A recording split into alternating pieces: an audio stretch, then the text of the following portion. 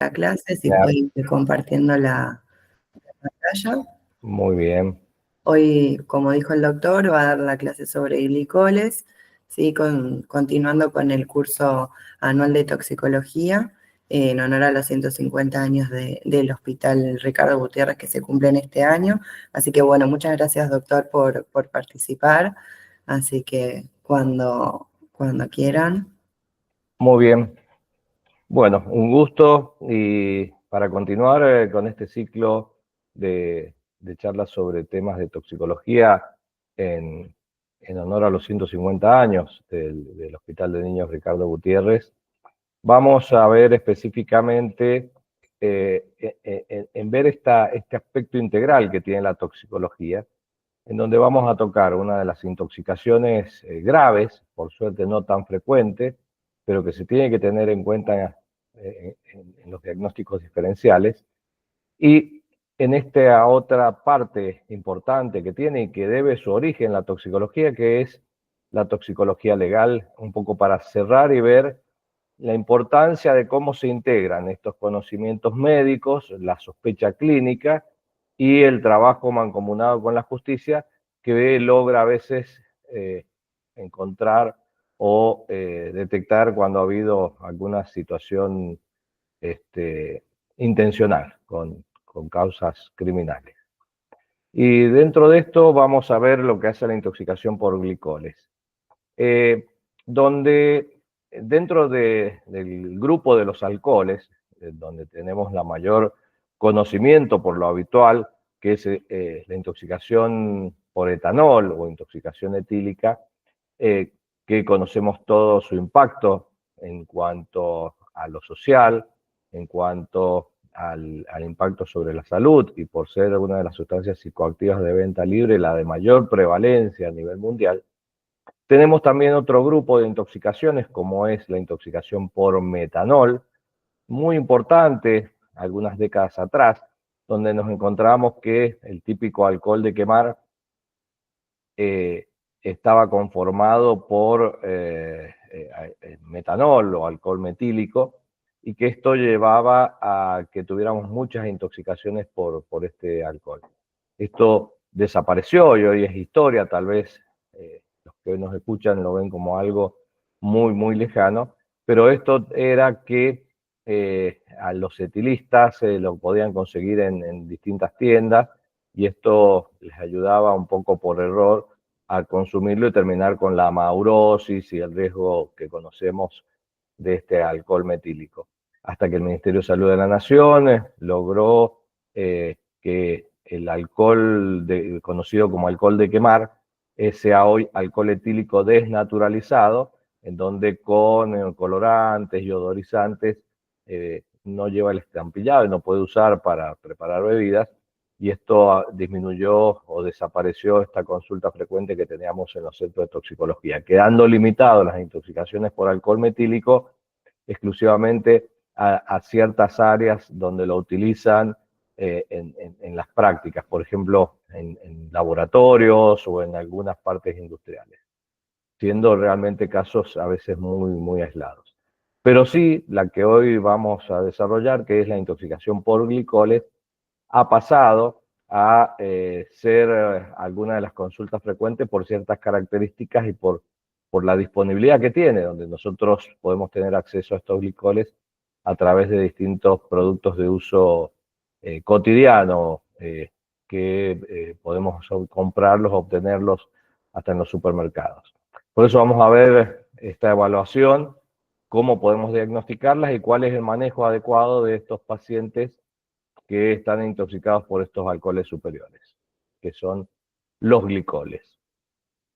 Entonces, primero hay que reconocer que esta expresión glicol o glicoles engloba diferentes sustancias. Algunas por ahí la vemos que son partes de algunos medicamentos u otros elementos que podemos manipular, como es el propilenglicol y el propilenglicol, que son utilizados a veces como coadyuvantes o en presencias de ciertos productos, dado que generalmente estos en particular son mal absorbidos por la vía oral y para que haya efectos tóxicos necesitaríamos dosis muy altas, tiene una DL50 muy amplia y esto les da una determinada seguridad y permite poder utilizarlo en distintos usos para que, por vía oral, a veces en ciertos tratamientos, que no revestirían este peligro. Sí, donde tenemos que poner el foco, y es lo que vamos a desarrollar, es este otro grupo de glicoles altamente peligrosos, que es el etilenglicol,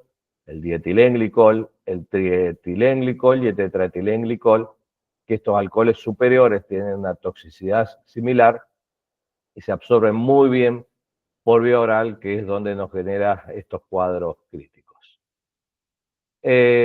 Las propiedades físico-químicas de los glicoles tenemos que son líquidos incoloros, con un sabor dulce, tiene una densidad de 1.11 gramos por centímetro cúbico, y el punto de ebullición es 197 grados. Esto hace que permitan ser utilizados o son utilizados, por ejemplo, en nuestros autos, donde tenemos el anticongelante o antioxidante, que esto es lo que permita que no se gelifique el agua del radiador.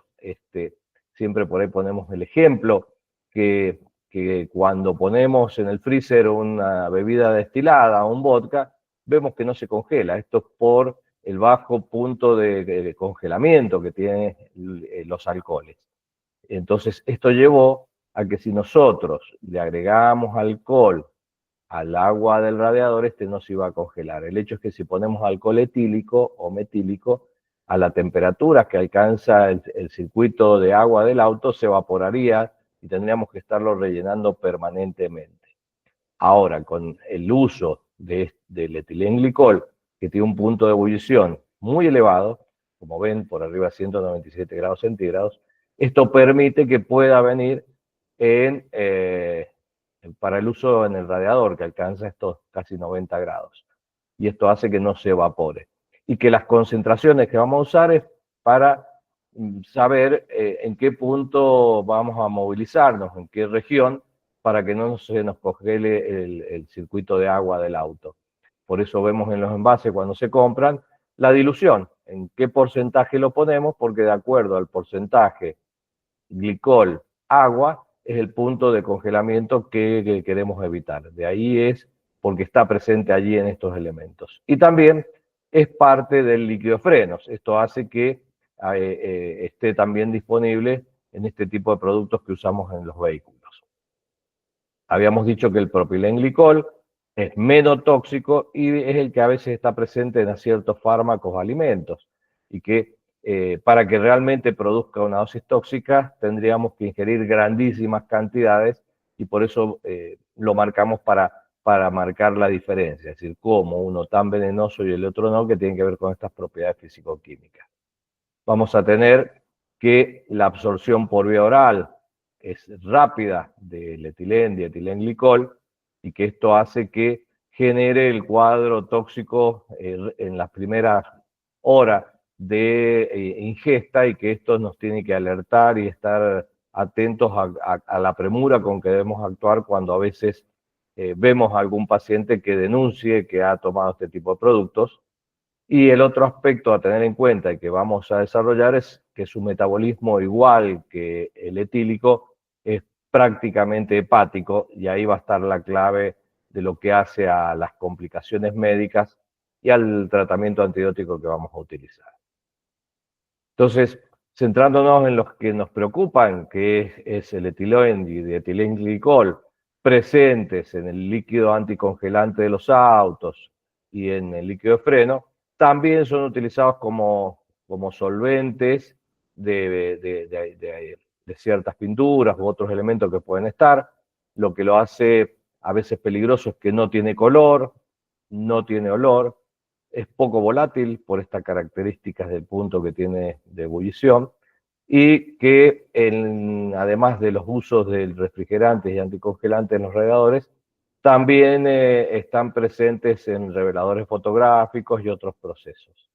Y acá es la clave que siempre tenemos que tener atentos, y que en la toxicología nosotros tomamos mucho visión en lo que hace a la DL50, en donde nos hace prender las luces de alarma cuando alguien se ha expuesto a una determinada sustancia, es que cuanto más pequeña es esa DL50, más atento tengo que estar. Y este es uno de los casos típicos, donde vemos que la dosis letal es de 1 mililitro a 1,5 mililitros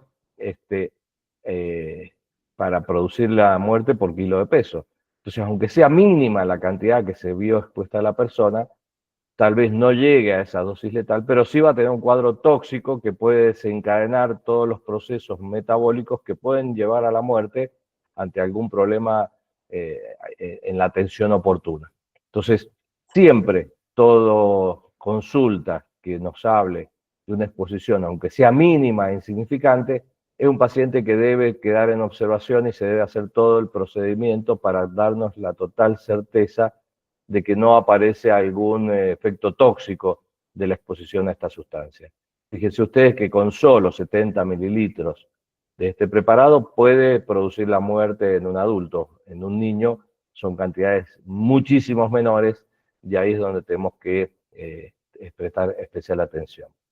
Entonces, decimos que la principal vía de ingreso es la digestiva, donde se absorbe muy rápidamente a través del sistema gastrointestinal, y que el pico plasmático está entre 1 y 4 horas. Recordemos que el pico plasmático del alcohol etílico está entre los 30 minutos y 90 minutos. Es decir, que entre media hora y hora y media ya tenemos el pico plasmático en el etílico. Acá a veces tenemos este periodo de latencia porque puede ir de 1 a 4 horas, y que esto es otro elemento que tenemos que estar atentos porque es un poquito más amplio, dependiendo también de las condiciones del paciente, si el estómago está lleno o está vacío y qué otras características va a tener. Tiene un bajo volumen de distribución, el etileno y dietilenglicol, y la vida media oscila entre 3 a 5 horas. Ahora, esta vida media puede ampliarse a más tiempo dependiendo de la dosis ingerida, a 8 horas. Ahora, cuando se aplica el tratamiento antibiótico, que es la etilterapia, esta vida media se corre a 17, 18 horas, y que esto también es un indicador de cuánto tiene que durar esta antidototerapia, que lo vamos a ver cuando desarrollemos la parte antidótica para tratar estas intoxicaciones.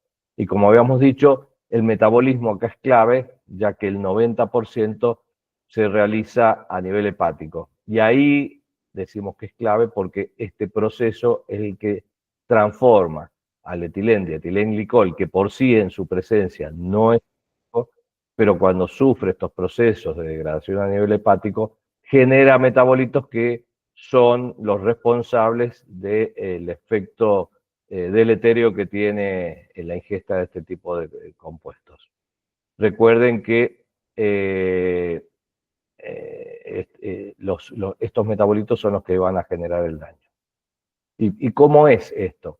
Y la fisiopatología es que el etilenglicol, cuando ingresa a la vía metabólica hepática a través del alcohol deshidrogenasa, y ahí estos productos son después metabolizados por la vía del aldehído deshidrogenasa, es donde se empiezan a generar estos metabolitos responsables del gran daño que ocasiona.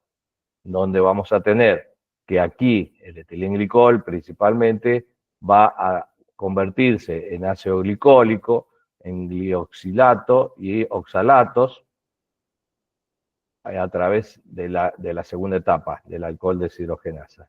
Y estos son los que generan una terrible acidosis metabólica con valores que van a estar en un pH cercano a 7, muchas veces debajo de pH 7, y que esto es producto de esta generación de ácidos endógenos, donde lo hace una situación muy crítica, en donde ni siquiera suministrando grandes valores de bicarbonato logramos neutralizarla, porque el propio organismo está generando ácidos. Esto es lo que tenemos que tener, no es esta visión de una acidosis metabólica como las que podemos atender producto de alguna patología orgánica. Acá es producto de que se están generando ácidos a nivel hepático, y esto es lo que genera esta situación tan catastrófica en el metabolismo del paciente, en donde además estos oxalatos que se producen por degradación del alcohol deshidrogenasa van a ir quelando calcio a nivel muscular y a nivel de las distintas áreas donde tenemos calcio circulante, generando cristales de oxalato de calcio que van a tener también un grave impacto, sobre todo a nivel renal, además de precipitarse en otras áreas del cuerpo. Esto es lo que genera la nefrotoxicidad asociada y la neurotoxicidad por estos cristales que se van también a depositar a nivel del sistema nervioso central. Como habíamos dicho, el propilenglicol, esta formación de metabolitos tóxicos es menor, y esto hace que pueda haber, en casos de dosis muy alta, alguna acidosis láctica, pero no en esta situación tan crítica que producen el etilén, dietilén, tetraetilenglicol y demás. Entonces, un poco para entender las características de este proceso, es que los glicoles per se no son tóxicos. Ahora, cuando yo lo ingiero, se produce el mecanismo de absorción a través del tracto digestivo, pasa a la circulación y ahí ingresa al sistema metabólico hepático, que es el más importante. Allí, por acción de las enzimas, alcohol deshidrogenasa y aldehído deshidrogenasa, es donde empieza el proceso de la generación de los metabolitos tóxicos. Y ahí está la clave: la generación de este glicoaldehído, ácidos glicólicos y ácidos glicoxílicos, que son los que van a generar este impacto de esta acidosis metabólica endógena tan destructiva. A la vez que para este proceso intervienen también dos vitaminas como cofactores, que es la tiamina y la pireoxina, que van a ayudar a la etapa metabólica hepática a la generación del ácido oxálico, que es el que quela el calcio y agrega las complicaciones porque se precipitan, llevando a la insuficiencia renal y el impacto también severo a nivel del sistema nervioso central.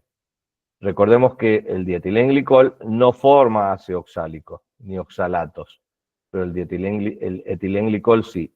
Esto, los preparados que vemos de anticongelantes o liquidofrenos, generalmente siempre vienen combinados en mayor o menor proporción, pero el etilenglicol siempre está presente, por eso esto también es un dato para considerarlo.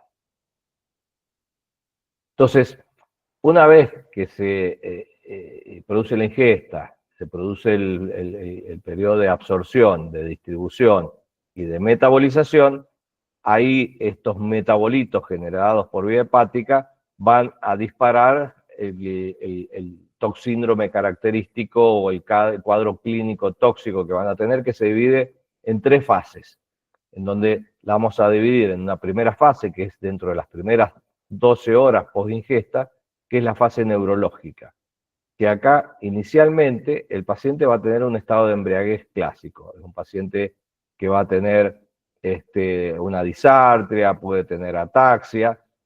La primera característica es que no tiene aliento alcohólico, es decir, un paciente con un síndrome de intoxicación enólica, pero sin aliento alcohólico, en donde se agrega otro aspecto más allá de la disartria, la ataxia, el estado confusional, es que este paciente empieza con una cefalea muy intensa, que no es característica a veces, aunque ante la ingesta de pequeñas cantidades de alcohol etílico, vértigos que son crecientes, y esto se acompaña rápidamente de un estado confusional, somnolencia, que puede terminar en un estado de coma. Y se asocia también por fenómenos irritativos directos a nivel gástrico, con presencia de náuseas, vómitos, con dolor abdominal, que también nos tiene que hacer llamar la atención, que es ante una pequeña cantidad tenemos este fenómeno que es bastante significativo. El paciente va a continuar con un estado de hipotonía, hiporreflexia, y que puede culminar este proceso con un estadio de convulsiones y coma, en donde, si es estudiado, vamos a encontrar una acidosis metabólica muy marcada, con un pH, como habíamos dicho, cercanos a 7, generalmente por debajo de esto, 7,1, 7,2, que nos tienen que llamar la atención. Lo otro, para hacer diagnósticos diferenciales, que no estamos ante una intoxicación con metanol, es que el disco óptico está normal y puede observarse un discreto papiledema, pero este paciente no tiene las características propias que tenía el alcohol metílico. También puede tener presencia de nistagmus, la oftalmoplejía y más tardíamente, más cerca de despasadas las 10-12 horas, edema cerebral secundario por un daño citotóxico directo, que es por esta precipitación de los oxalatos de calcio que le comentaba. Pero esto generalmente se puede observar en el paciente pasadas las primeras 12 horas. Avanzando en el proceso tóxico, tenemos una segunda fase, que la podemos definir como la fase ya cardiopulmonar, y que a veces es responsable del deceso ya del paciente, que aparece entre las primeras 12 y 24 horas post ingesta. Acá se hace bien marcado el cuadro de acidosis metabólica, donde tiene una característica fundamental que nos va a ayudar, que tiene un anión gap aumentado y anión osmol también aumentado. Si pedimos evaluación de los niveles de calcio, hay una hipocalcemia. Esta hipocalcemia, por esta unión con el ácido oxálico, va a producir cuadros de pseudotetania, va a haber taquicardia, va a haber taquipnea. Esto se va a ir acompañando de un distrés respiratorio que necesita la intervención de la vía aérea con asistencia respiratoria mecánica, porque culmina en un estado de hipoventilación severo en el paciente.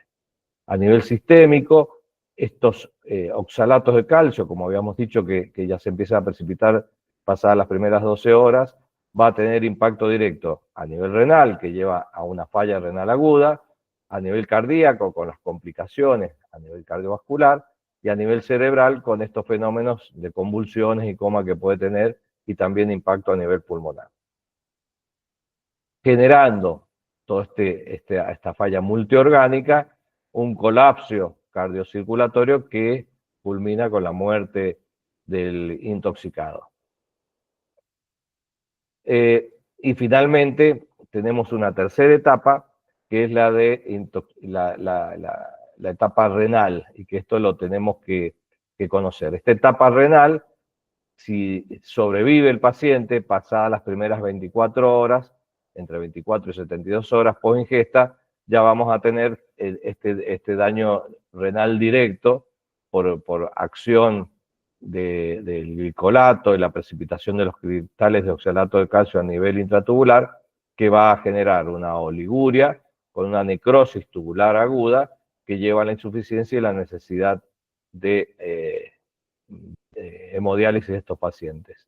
Recuerden que el dietilenglicol es hepatotóxico, puede producir también pancreatitis e hipoglucemias, pero no aparece esta hipocalcemia cuando es puro. Pero como les dije, habitualmente están asociados en un porcentaje de mayor o menor cantidad, pero siempre el dietilenglicol va con el etilenglicol, por eso siempre nos centramos en este primero, en el etilenglicol, para tener el diagnóstico e ir viendo cómo avanzamos para tener una confirmación de la sospecha. Esta sospecha o el diagnóstico que vamos a hacer se va a basar en la exposición a anticongelantes o líquido de frenos u otros productos, pero frecuentemente es esto, que fueron a comprar para el auto y se lo vendieron en una botellita de agua o de gaseosa, y que esto hace que al quedar olvidada en una mesa produce que haya una ingesta. O fueron a comprar el líquido de frenos y se lo vendieron en una botella de jugo. Así hemos tenido distintos casos que estos rápidamente nos orientan, porque nos consultan de un centro de salud por un niño que la mamá lo lleva porque había ingerido de una botella de jugo de frutas el líquido de frenos que le había comprado para la moto. Entonces el nene vio un jugo de frutas, vio el color que es parecido al líquido de frenos y lo ingirió. El hecho es que cuando consultamos cuánto hacía que había pasado, llevaba más de 1 hora, entonces le decimos al médico que consulte por qué se había demorado, cuál era el motivo, que después, pasada 1 hora, lo hubiera traído. Y ahí la mamá refiere que le llamó la atención, que el nene estaba bien, no tenía ningún síntoma, pero que después le costaba pararse, que se paraba y se caía sentado, se paraba y se caía sentado. Y que para caminar se tenía que ir apoyando en la pared, que no podía caminar derecho. O sea, ahí tenemos lo que habíamos dicho, la fase 1. Teníamos el antecedente, por el interrogatorio, de esta ingesta de esta botella donde le habían vendido el líquido de frenos. Eso hizo que inmediatamente se armara todo el sistema para derivarlo a un hospital de mayor complejidad. Se avisó a la guardia del hospital que lo estuvieran esperando para rápidamente empezar a hacer los procedimientos antidóticos y de apoyo necesario para evitar las complicaciones. Entonces, fíjense que acá es útil cuando existe esta exposición. Distinto es cuando haya alguna intencionalidad, o bien por una ideación de autoeliminación, donde sistemáticamente va a negar que haya habido una ingesta, o bien cuando hubo una situación criminal donde se le suministra intencionalmente sin que se dé cuenta que lo están queriendo envenenar. Entonces, acá lo hace más complejo y de ahí tenemos que agudizar esta visión toxicológica clínica para ver qué puede estar pasando, puede ser causa del mal que está teniendo este paciente. Otro aspecto también, que es otra área de la toxicología, que es la toxicología veterinaria, que los que tienen mucha experiencia con este tipo de intoxicaciones son los médicos veterinarios. ¿Por qué? Porque estos preparados, el líquido de freno, el anticongelante, es de gusto un poco dulzón, como vimos al principio en las consideraciones de químicas y físicas del producto. Al ser dulzón, en un taller, cuando hay algún derrame de estos líquidos, los perros rápidamente van y lo comen, le engüetean el piso hasta que no queda nada. Entonces esto hace que genere motivos de consulta de intoxicación por glicoles en veterinaria en forma muy frecuente. Otro aspecto para también considerarlo por si tenemos algún tipo de consulta de esa área. Ahora, ante esta sospecha, por la clínica del paciente de comienzo abrupto, o porque el motivo de consulta es la ingesta de este tipo de preparados, tenemos que ir a la confirmación, y esto lo vamos a hacer en forma directa e indirecta. La forma indirecta a través de las pruebas de laboratorio que podemos contar en cualquier centro asistencial de mediana complejidad, que es un estado ácido base, que este estado ácido base nos va a marcar una acidosis metabólica muy importante, como habíamos dicho, pH cercano a 7, con un osmolar gap elevado, por arriba de los 10 miliosmol kilo, y anión gap también elevado. Estos son aspectos bien característicos y son orientativos, aparte de la acidosis metabólica, esta característica. También le vamos a solicitar un hemograma, una uremia y una creatinemia, donde vamos a ver que va a haber una leucocitosis que aparece bastante temprana, muy importante la leucocitosis, con valores de 10.000, 12.000 o más blancos, y vamos a empezar a ver el toque renal, donde va a haber una alteración de las uremias y de la creatinemia, producto de este fallo renal que va a ir creciendo. También es importante evaluar un ionograma, pero sobre todo la calcemia, que vamos a tener otro indicador que es descenso de los niveles de calcio a nivel plasmático. También ver una glucemia, donde inicialmente va a haber una hiperglucemia. En pacientes no diabéticos suelen tener una glucemia de 5 gramos por litro, 6 gramos o más, en forma súbita. Y también hay que mantener después una glucemia acelerada si vamos a iniciar la antidototerapia, que esto es importante para ver cómo se va comportando los niveles de glucemia. Y finalmente, dentro de estos estudios de laboratorio, le pediremos un sedimento de orina en búsqueda de los cristales de oxalato de calcio característicos de las intoxicaciones por etilenglicol. Asociado a estos estudios complementarios, hay que ver la evaluación cardiológica a través de monitoraje cardíaco permanente, electrocardiograma, y una radiografía de tórax para ver si hay impacto a nivel pulmonar, con un distrés respiratorio y otros signos que podemos buscar.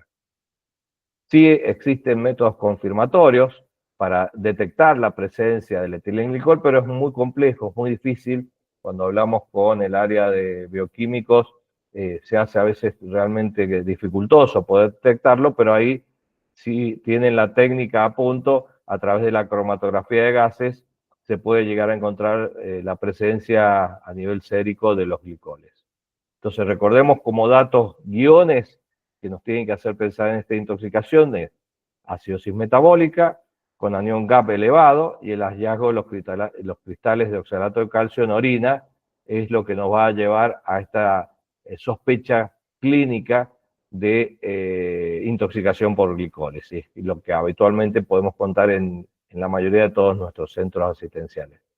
Recordemos que cuando tenemos un paciente con una acidosis metabólica sin antecedentes orgánicos, tenemos que pensar en 4 intoxicaciones.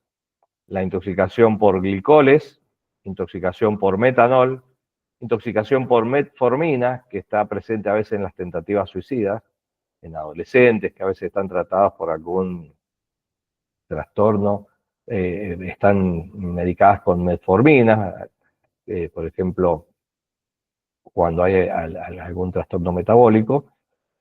Y la otra, que hoy por suerte es menos frecuente, es la intoxicación por aspirina, que antes teníamos las aspirinetas de 100 miligramos cada comprimido, muy ricas y que generaba intoxicación frecuente en nuestros hospitales. Hoy no, por ahí hemos tenido algún caso excepcional donde el niño tomó la aspirineta que está tomando el papá por una cardiopatía, pero hoy por el síndrome de Reye y todo lo demás, hoy es prácticamente histórico este tipo de intoxicaciones. Pero si pensemos metformina, metanol, que también es raro, y glicoles, o sea, hoy casi una acidosis metabólica importante con un pH cercano a 7, pensemos en glicoles, vamos a buscar la calcemia, el sedimento de orina, y sí, cómo está el osmol GAP y el anión GAP, que va a ser características para esta sospecha clínica, o sea, como para ir en usos habituales pensando en esta intoxicación que nos oriente rápidamente. ¿Qué hacemos cuando tenemos esta sospecha clínica y estos datos indirectos de laboratorio? Y siempre estabilizar al paciente, o sea, mantener las técnicas del ABCD, vía aérea permeable, una correcta oxigenación y ventilación, un buen manejo con vías periféricas, una buena hidratación para mantener y conservar una buena función renal. Si estamos dentro de la primera hora, el vaciado gástrico, no usamos carbón activado, ya que no actúa, no tiene buen efecto o poder de absorción el carbón activado, no tiene indicación. Aparte es un paciente que tiene irritación gástrica, puede tener vómitos, entonces esto puede complicar más, que aspire ese vómito con carbón, que complica mucho más. Entonces sí, el vaciado gástrico, sonda nasogástrica con caída libre. No aplicar el vómito provocado ni inducir el vómito, porque es aparte un paciente que puede debutar con convulsiones. Entonces, a veces poder estimular este vómito puede disparar la crisis convulsiva, complicando toda la situación. Entonces, no inducir el vómito. Lo único que hacemos en las medidas de rescate es vaciado gástrico, una zona nasogástrica, caída libre. Vigilar el estado ácido-base.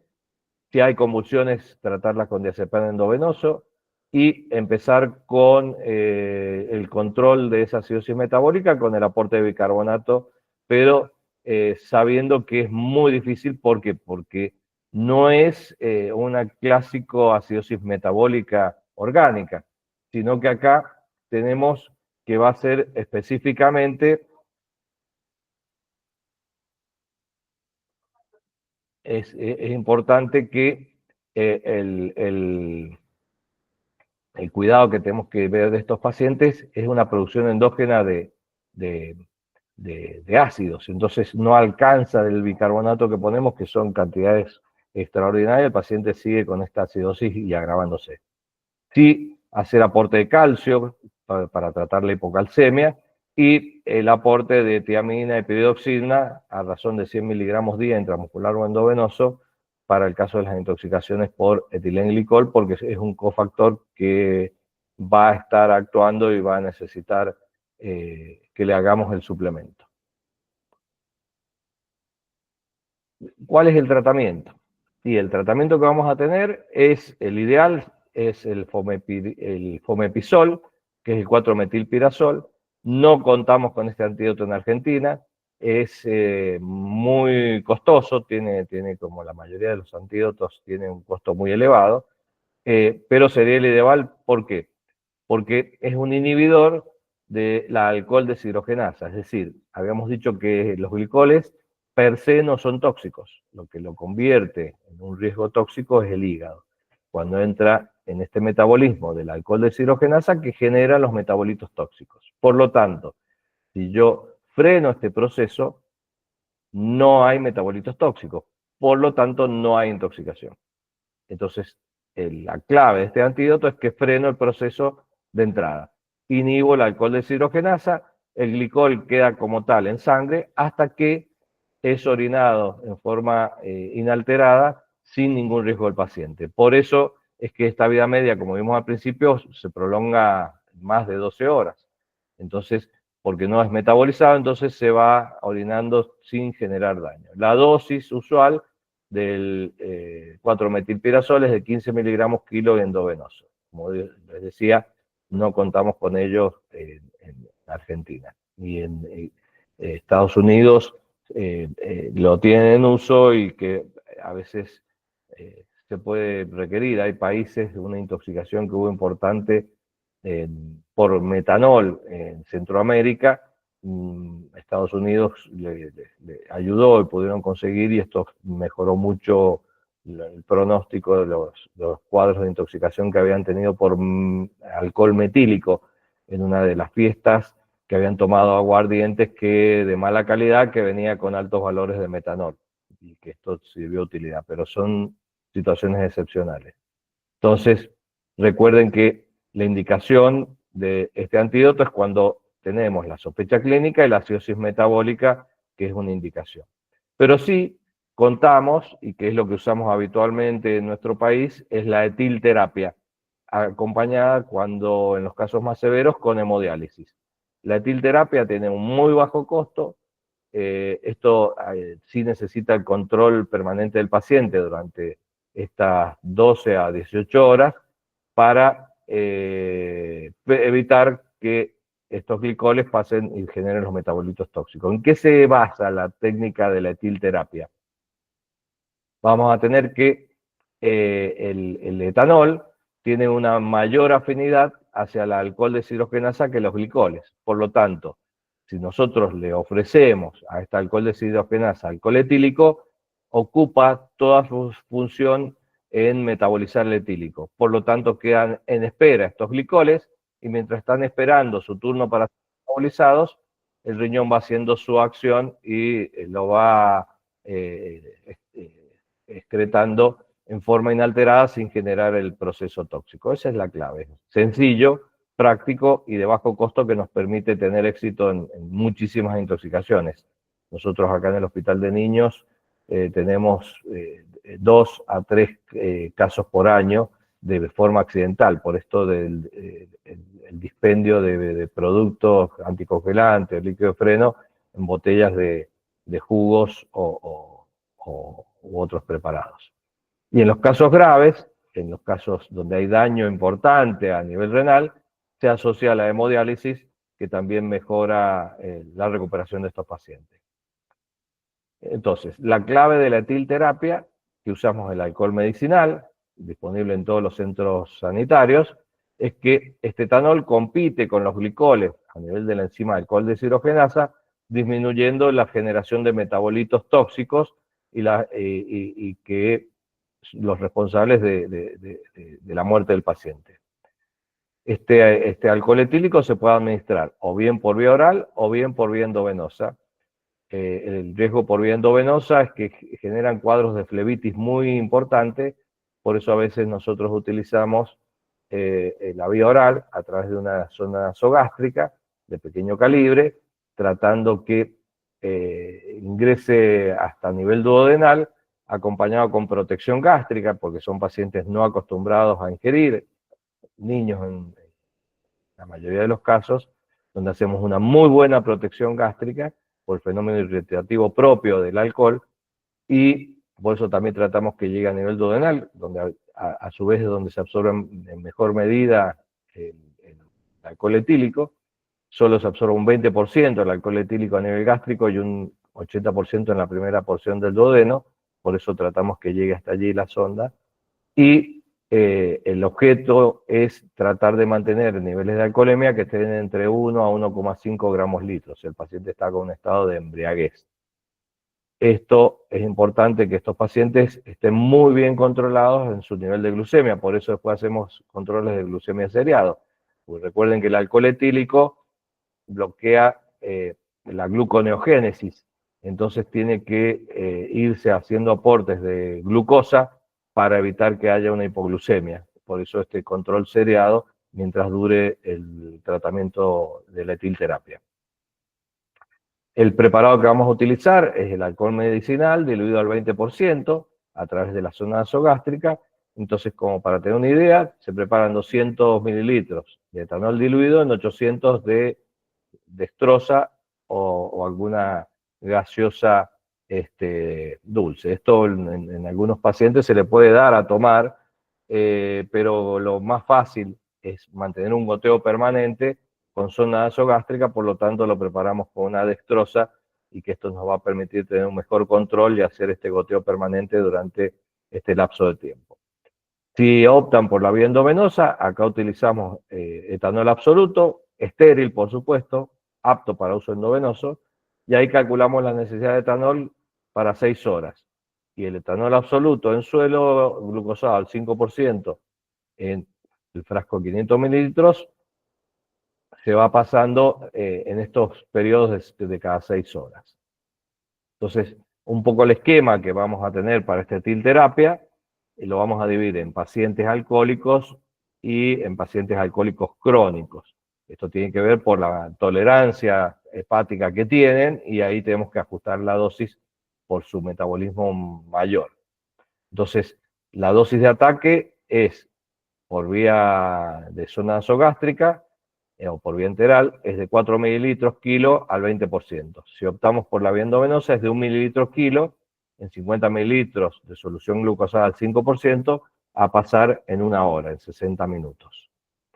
Y después hacemos la dosis de mantenimiento. En los pacientes no alcohólicos vamos a mantener un goteo de 0,4 a 0,7 mililitros kilo hora al 20%. Si es endovenoso, es de 0,1 mililitros kilo hora disuelto en solución glucosada al 5%. La dosis se duplica en el caso si el paciente tiene un alcoholismo crónico, que será de 0,8 mililitros kilo hora al 20%, y si es endovenoso, 0,2 mililitros kilo hora disuelto en dextrosa al 5%. Y si estamos hemodializando, en los pacientes más críticos con falla renal, también hay que doblar la concentración durante todo el tiempo porque recuerden que el alcohol etílico es dializable, por lo tanto tenemos que suplir eso que vamos a ver en el procedimiento de la hemodiálisis.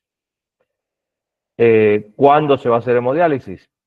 Si hay manifestaciones clínicas de gravedad, acidosis metabólica refractaria que no logramos compensar con los aportes, pese a la etilterapia y los aportes de bicarbonato, trastornos hidroelectrolíticos severos que no responden a las terapias habituales, falla renal, y si tenemos y podemos dosar los niveles de etilenglicol, que sean estos mayores a 30 miligramos por ciento. Esa sería la indicación. Es una buena asociación en pacientes graves, ya que ayuda a hacer el manejo clínico de estos pacientes. Esto, un poco acá, las características físico-químicas de los productos, dónde están presentes, los usos que tienen, lo que hace a la toxicocinética, cuál es el diagnóstico y cuál es el tratamiento. Y ahí vamos a ver en esta parte un poco un caso desde el punto de vista judicial. Acá se trata y cómo se interviene la parte toxicológica y jurídica. Acá se trata de una persona que realizó el envenenamiento de su pareja y que se llega y se llegó a esta sospecha y que después, a través de un juicio por jurado, sufriera la pena máxima por envenenamiento. ¿Cuándo tenemos que pensar que podemos estar ante una intoxicación? Vamos a tener que, lo que nos tiene que llamar la atención es cuando existe un abrupto pasaje de un estado de salud a una situación de enfermedad. Que la signosintomatología que tiene este paciente no sean compatibles con, con un cuadro clínico clásico o habitual, y que esto es importante que lo tengamos en cuenta. Y tercer punto, que esta sintomatología sea grave, comas, convulsiones, que son de comienzo súbito y sin antecedentes. Y esto resulta que de una institución de salud privada, una clínica, llaman a nuestro centro de intoxicaciones en horario de la noche, porque ingresa un paciente sin antecedentes previos, sin ningún tipo de enfermedad previa, que refería que había empezado con vómitos, que estaba con vómitos, que habían pasado a ser incoercibles. Cuando ingresan les llama la atención que estaba con una hiperglucemia, sin antecedentes de diabetes. Por lo tanto, mientras lo estaban observando, le piden los estudios de rutina. El paciente estaba taquipneico, estaba taquicárdico, con un estado de deterioro progresivo de su sensorio, hasta que ingresa a estado de coma y estaban evaluando pasarlo a terapia intensiva. Ante esta situación, y se esperan los resultados que podían tener y nos consultan porque tenía un pH de 7.1. Entonces, le decimos que le pidan la calcemia, ver la función renal y todo lo que habíamos visto de los diagnósticos de sospecha. Y que ahí podíamos estar ante una posible intoxicación por glicoles, que era lo primero a descartar, o demás. No había antecedentes, había llegado con sus familiares, no había antecedentes que nos hicieran pensar en una tentativa suicida, ningún otro elemento que llevara a pensar otra intencionalidad.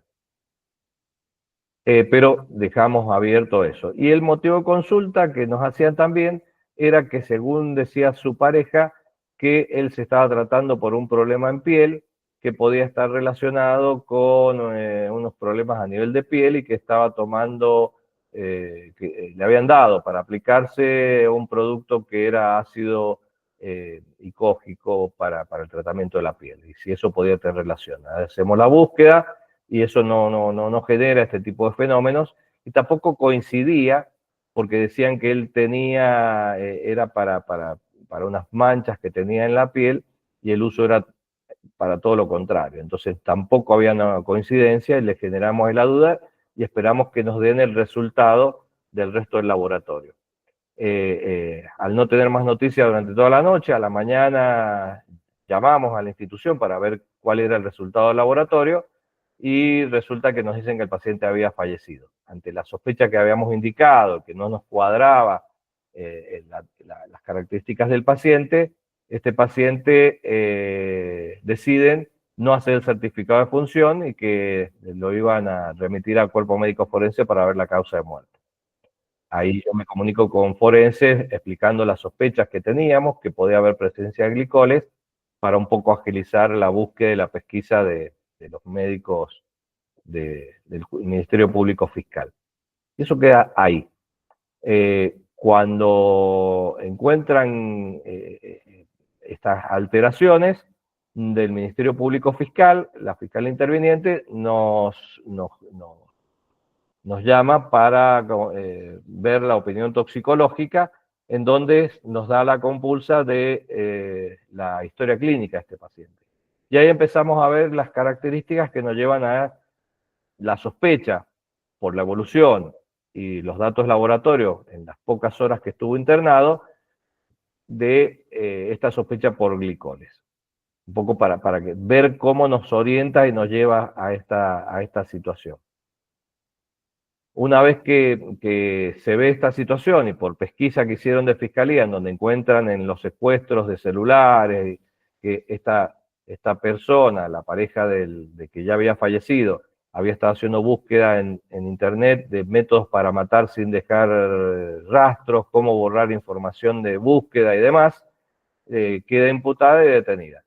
En la conferencia de prensa, donde también nos convocan para ayudar en la parte técnica al informe que daba la fiscal, uno de los periodistas nos dice que este señor tenía un hijo, donde hacía 2 años atrás había fallecido, que si podía estar relacionado con esta muerte.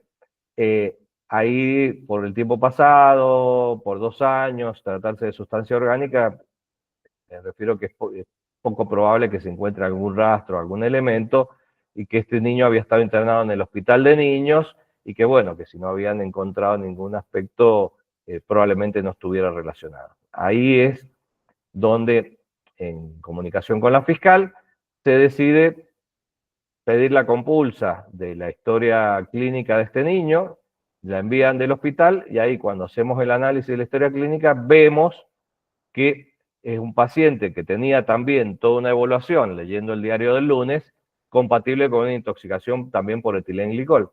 Y que los médicos habían sospechado que había algo que no funcionaba, habían solicitado hacer una necropsia clínica, donde los familiares la habían rechazado, y que la causa de muerte la dan por lo que fue por una falla multiorgánica y había quedado ahí sospechado. Esto generó que también entrara esta situación en la investigación judicial, un poco para ponernos en situación. Entonces, ¿cuándo sospechamos una intoxicación? Y como teníamos, en este caso, paciente sano, sin antecedentes previos, que en forma abrupta empieza con un cuadro grave, coma, convulsiones, acidosis metabólica severa, alteraciones a nivel renal con fallo renal súbito y un colapso cardiocirculatorio con falla multiorgánica que lo lleva al óbito. Entonces, el diagnóstico de la intoxicación se realiza primero con una alta sospecha clínica y la interpretación analítica de los resultados que vamos pidiendo. Recordemos que la biodisponibilidad del etilenglicol es del 100% por vía oral, la concentración máxima la alcanza dentro de la primera hora y la vida media sin etilterapia es de 3 a 6 horas. Y la principal vía metabólica es la hepática, por arriba del 80%, cercana al 90%, y un pequeño porcentaje se excreta por vía renal si no hay antidototerapia. Y los metabolitos que van a aparecer y que son responsables del toxíndrome son el ácido glicólico, el ácido glicoxílico y el ácido oxálico. Recordemos que la dosis letal para un adulto es de 70 mililitros, en donde ya con 30 mililitros estamos en situaciones críticas. Entonces, en todo paciente que tienen una acidosis metabólica severa de menos de 7.1, un anion gap de más de 20 miliequivalente litro, con falla renal y tienen una alta probabilidad de óbito, que es lo que tenemos que estar muy atentos y comunicar a veces cuando tenemos estos pacientes. Recordemos que lo que lo hace tóxico el etilenglicol es cuando ingresa al metabolismo hepático, donde el alcohol deshidrogenasa hace el glicoaldehído y la aldehído deshidrogenasa lo transforma en ácido glicólico, ácido glicoxílico, que ahí por acción de cofactores como la tiamina y la piroxina va a generar ácido oxálico, que al quelar el calcio genera los oxalatos de calcio que se precipitan a nivel del sistema nervioso central, a nivel miocárdico, a nivel pulmonar y sobre todo a nivel renal, generando este daño tan importante. Entonces acá tenemos, fíjense, el paciente masculino, adulto, que vemos la evolución. Este paciente ingresa por guardia, a las 22 horas con trastorno de conciencia, un estado de obnubilación, desorientación y sopor, vómitos incoercibles al inicio alimenticios y después con contenido biliar. Se le solicitó un ATAC, laboratorio, radiografía, electrocardiograma, el triage de drogas en orina, pensando si podía haber alguna droga de abuso, gases arteriales, y lo que había sido tratado era con este ácido, que el uso que tiene para nivel dermatológico es para blanquear la piel, que nos llamó la atención, porque este paciente lo que tenía eran lesiones hipopigmentadas en torso y espalda, o sea, no era la indicación según lo que podían decir que lo estaba utilizando, que él accidentalmente lo había tomado, o sea, no había coincidencia. Entonces, ante esta evolución se sospecha un cuadro de intoxicación. Fíjense, ingresa con 15.750 glóbulos blancos, con 202.000 plaquetas, una glucemia de 123 miligramos de decilitro, una creatinemia de 1.27 miligramos de decilitro, una uremia de 21 miligramos de decilitro. No teníamos al ingreso estado ácido-base, potasio 5.1, LDH 193 y la protrombina del 94%. A las 2 de la mañana, es decir, a las 4 horas del ingreso, en donde sí se encuentra, cuando se empieza a hacer los trastornos y en consulta ya con toxicología, tenía un pH 7,17, 4,4 de bicarbonato, ácido láctico 105.6 y benzo negativo para el triage. A las 4 de la mañana, 2 horas después, fíjense, corregido con grandes cantidades de bicarbonato, solo lograron subir de 7.1 a 7.3 el pH, bicarbonato 5.6, ácido láctico 116 y el potasio 681. Perdón, el potasio. El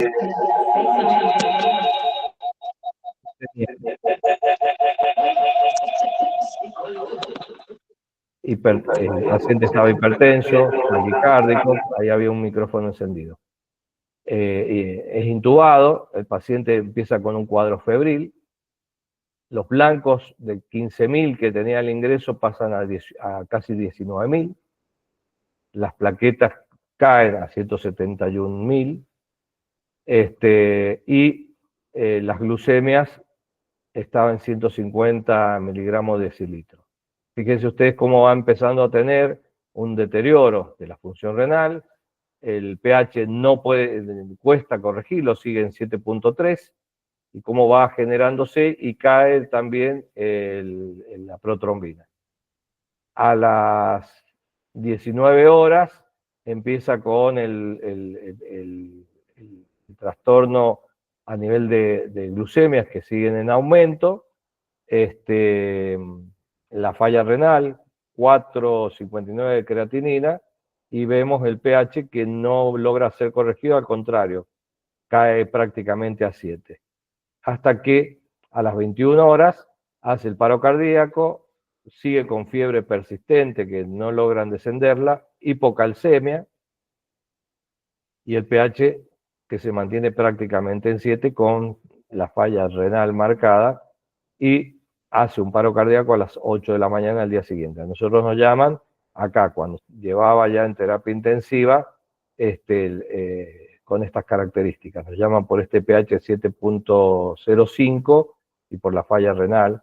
Eso nos lleva a la sospecha de pensar en glicoles y que podía haber algo extraño, y también le llamaba la atención en este periodo cómo escapaba al interrogatorio su pareja, y que es lo que llevó a la sospecha que fuera a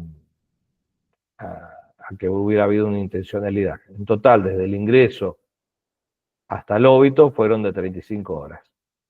Cuando hacemos el estudio de la historia clínica del niño, que había sucedido 2 años antes, también vemos estas características de la leucocitosis, vemos las características del estado del deterioro del estado de conciencia, que ingresa con un Glasgow bajo, 3 de 15, coincide un estado febril que no había relación porque estaba pasando, también las características del deterioro progresivo, el pH que ingresa con un pH 6.6, 6.55, 6.6, hasta que lleva al óbito, estuvo solo 12 horas, porque esto, fíjense, el paciente masculino es llevado porque después cuando vamos viendo, cuando se ventila la situación en el juicio,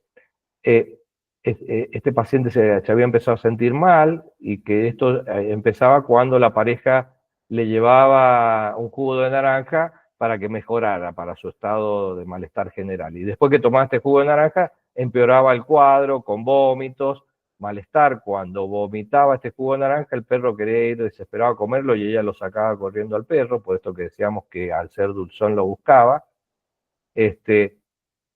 Y al sentirse mal, él pide que lo lleven al hospital. Ahí en la casa la pareja le decía, no, ya vas a estar mejor, no vas a necesitar, y él insiste, hasta que va al hospital, por eso ingresa al hospital, y lamentablemente la consulta nos la hacen a toxicología cuando ya el cuadro estaba avanzado, prácticamente casi al segundo, a las 24 horas del ingreso. En el caso del niño, directamente ingresa ya con el niño en coma.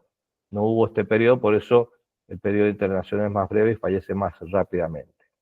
Entonces, esto es lo que llevó a la sospecha, ahí es donde interviene la parte de la investigación, en donde vemos los cuadros que tienen, que se cumplen estos estados neurológicos, donde el paciente tiene cefaleas, mareos, confusión, el padre había tenido vómitos, trastornos de conciencia, somnolencia, convulsiones.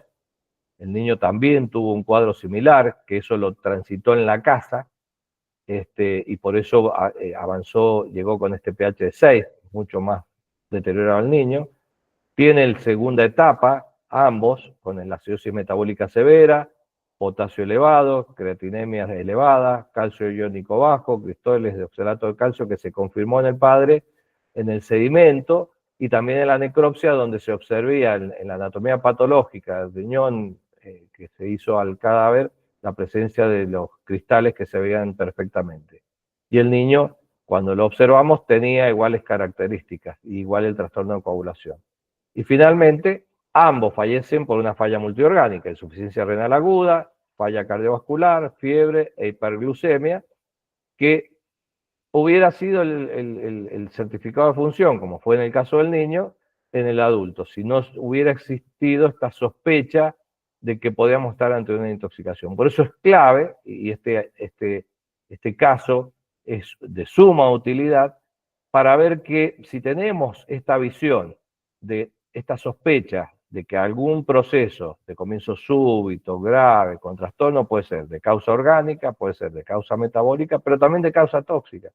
Busquémosla, investiguémosla, se descartará o no, pero puede ser de utilidad para, en este caso, que no hubiera sido un segundo homicidio que hubiera quedado impune si no hubiera existido esta sospecha. Entonces, en conclusión, la importancia acá, que es fundamental tenerlo en cuenta, es tratar de siempre tener una sospecha de este tipo de cuadros. Ver este diagnóstico y tratar de prevenir daños que van a ser irreversibles. Si estamos ante cuadros de acidosis metabólica, con anión gamma, el hallazgo de cristales de oxalato de calcio en orina, nos tienen que hacer pensar en una intoxicación. Y acá el rol es clave de la antidototerapia, porque es útil cuando es temprana, porque frenamos la generación de los metabolitos responsables de la muerte. O sea, cuanto más tempranamente se inicie, el resultado va a ser mejor, y el apoyo de la hemodiálisis en los casos críticos. Pero acá lo que tenemos que trabajar es en la prevención, tratar de esto que nos genera gran cantidad de casos de consultas, que es cuando estamos ante situaciones de venta de distintos productos en envases de gaseosas, que es lo que nos genera muchos casos de intoxicación en niños y también en adultos. Esto es clave. Tendría que haber una legislación que regule perfectamente y sancione a aquellos que dispensan preparados químicos, productos del hogar, de limpieza o para uso de mecánica, en envases gaseosas o agua, que eso es lo que genera este tipo de intoxicaciones. Afortunadamente, los casos accidentales que rápidamente llegan a la guardia de nuestros hospitales, como ya vienen diciendo que ha ingerido, se hace el control de laboratorio ante los primeros indicadores de cambios en el pH, se inicia la etilterapia y estos pacientes se van de alta en 48-72 horas. Y que esto hace que no tengamos estos casos de óbitos, por eso la prevención y alertar sobre que esto, aunque sea muy poquito, que a veces dicen, no, pero tomó apenas un traguito de la botellita donde estaba el líquido freno, es grave. Se evalúa, se controla, y si hacemos esta antidototerapia, la etilterapia, de manera rápida, los resultados son óptimos. Hasta hemos tenido un caso de tentativa suicida con anticongelante, que el paciente rápidamente pidió ayuda, llegó a la media hora al hospital, se le hizo el vaciado gástrico, se hizo la etilterapia y se pudo ir de alta con el seguimiento de salud mental. Esto es la importancia, la prevención, la sospecha, que en definitiva lo que nos va a ayudar es salvar vidas. Fíjese todo, y ya para terminar, el trabajo que hizo el Ministerio Público Fiscal, porque teníamos la sospecha clínica, la evidencia de estudios complementarios compatibles de que estábamos ante una intoxicación en ambos casos por etilenglicol. Lo que faltaba era ver de dónde había salido, porque ninguno tenía actividad de talleres ni demás. Y esto un poco lo publicaron en uno de los diarios, donde, fíjense, se llevaron oficios de la justicia a donde había comprado el producto, que se lo habían entregado en la casa, y la compra, en el caso del niño, fue el 2 de julio del 2019 y la muerte fue el 12 de julio del 2019. Quedó registrado el día que lo compra, el día que se lo entregan en mano a la homicida, y como le había ido bien, repite el caso con el padre del niño.